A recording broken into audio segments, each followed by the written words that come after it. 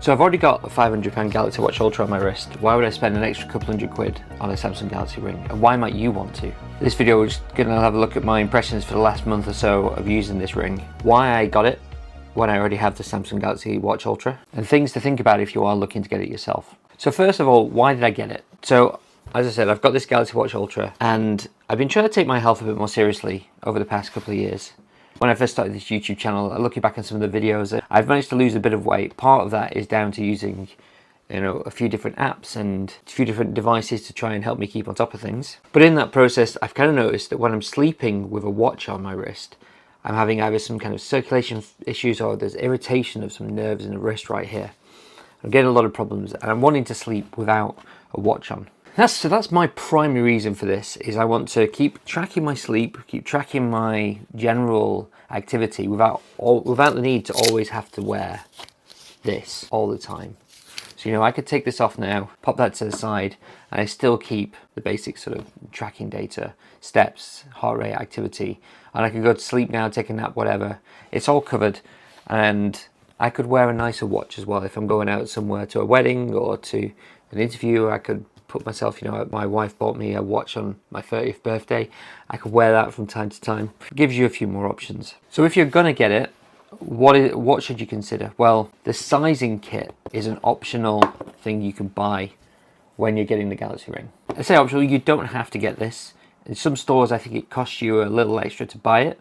If you get it from Samsung directly, you get it for free. So the sizing kit, I read some information online and it said to make sure that the sizing kit was tight on your finger.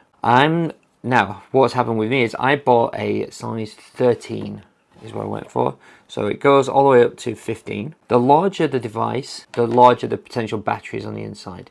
Now, I should have gone with a 14 because I wanted to originally wear it on my index finger. But I took the advice of Reddit and said buy a tight, and it is tight on my finger, but that's too tight. And what you don't realize until you start wearing rings, I guess, and I've only recently been wearing a wedding ring, your fingers swell up a lot, especially through exercise, head temperature and whatever. So this 13 just about fits all right on my middle finger here. But what I was getting was it was really squeezing my finger and I was getting some irritated skin. So I think instead of taking the Reddit advice and size it to be tight, size it to be comfortable. That was my mistake. I shouldn't have listened to Reddit. I would have been more comfortable with a 14. Now, as it happens, I'm perfectly fine with a 13 on this finger. And I've gotten used to this and it's absolutely fine.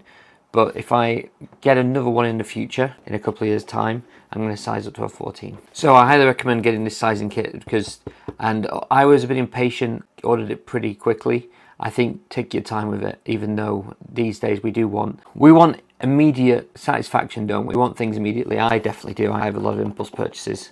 But yeah, take your time, get it right. Because the thing with having a middle finger here is if I wanted to wear my other hand, first of all, it actually does barely fits over the middle in that hand. It doesn't really fit right on that finger either. I've got a platinum wedding ring here. So the titanium and platinum will not play well together. Something to think about. So when it comes to sort of the durability of the device, it's been so good so far. I'm not sure I'm going to be able to get a really good picture of it. If I can, I'll put it up on screen. There's a small amount of damage here caused when I was trying to clamber over a whole bunch of rocks and I put my hand down like this by accident to brace my weight, and I forgot that I was wearing a ring on that hand and just slightly damaged the finish on it. But I've hit it on doors and walls and other things, and so far it's been all right. I will say the finish does look, it's more of a matte. It doesn't look like a metal ring. If you want a metal looking ring, maybe you should go for the silver version. The black one doesn't necessarily look that much like metal. I will say though, the charging case is quite nice. It's quite satisfying. They've done well with this.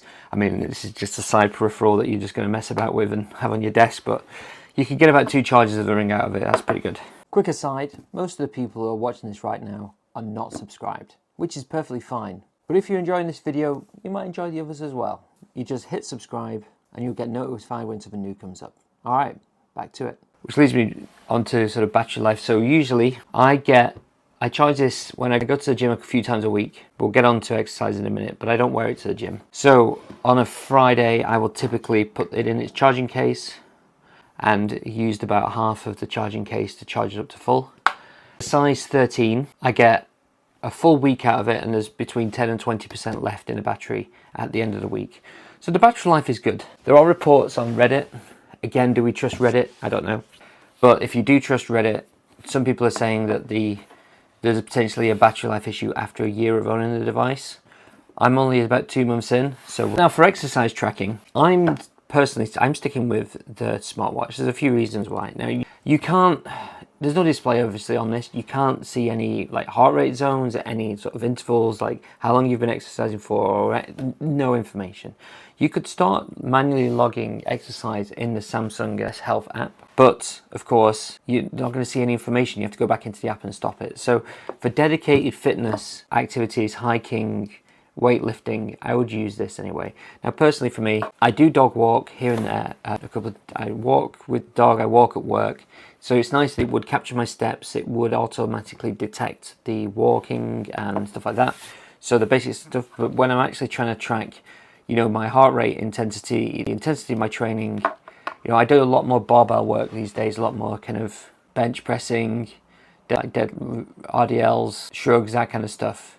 So that doesn't really mesh well with wearing a ring either. You know, if you, with a lot of barbell work, you're really just going to mesh this to pieces. I don't know if it would squish, but like I think that's a bit too much of a risk. So I always just wear to the gym, I wear this. If you're doing cardio, you could just wear the ring to the gym, you know. But if you're using machines, I don't think you want to be wearing any jewelry. I always take my wedding ring off and everything. So, you know, I'm not going to pretend like it's the best thing for exercise tracking. These things, Garmin's, Fitbits, other stuff, are going to be considerably better for that activity. That gets us onto software. So you're going to be using Samsung Health if you're going to be into the Samsung wearable ecosystem. I've used it for years. I did use Whoop. I've used Whoop. Whoop was okay. It has a subscription. I liked how Whoop tracks your intensity more. You have a strain score, which is really good. Samsung has a energy score, which is a little more forgiving than Whoop's, but it is a good idea. It takes into all the different factors, your sleep, your general activity, how many steps you've been doing, and it gives you just an overall score and tells you whether you should be resting or not. But all in all, it's generally good, and I have it on multiple devices as well. So around here somewhere, I have a phone that I take to the gym. I have this, I have my phone here, I have Samsung Health on all of them, and it all syncs it all together and it works out what you've been doing, so that's fine. Samsung Health isn't the selling point, but it's absolutely fine. I'm sure a lot of people have got really strong opinions on how it's absolutely dreadful. It's just software at the end of the day. It's got all the things you need in there. It's even got a together thing. So you can use it if you've got a partner. You can both share your health data between each other so you can see what you've been up to. So if you want a bit of competition with your partner or friends or whatever, there's a lot of together features. You can, you know, do step challenges, but of course you have to all be in the same ecosystem to do that. So, you know, after my month or two of wearing this, is it worth it? Yes, I would say. For me, I've been happy with it. I've been sleeping without a watch, which has really helped reduce the amount of irritation I've got in these sort of nerves and the cramping in my hands. The fact that you don't have to charge it for a whole week. You know, I can sit with this charging while I'm playing games in the evening on my PC, where I still wear this. I wear this to the shower and everything. So, you know, if you've been wearing a watch for years and you find out sometimes you've got like a bit of a dead hand in the morning, or you've been sleeping funny, maybe something like this is an option, whether it's something like an Aura ring or if you're in the Samsung ecosystem, a Samsung ring. It's a good little way of just keeping track of everything. If you're looking to fully replace a watch though, I think you're going to struggle if you are active and do a lot of hiking, or if you do a lot of general exercise. You know, I use an app called Heavy for when I'm in the gym, and it connects to this, and you can actually log the workouts on the screen while you're working out, which is, you know, you can't do that on a device without a screen. So, you know, drop a comment. What do you think?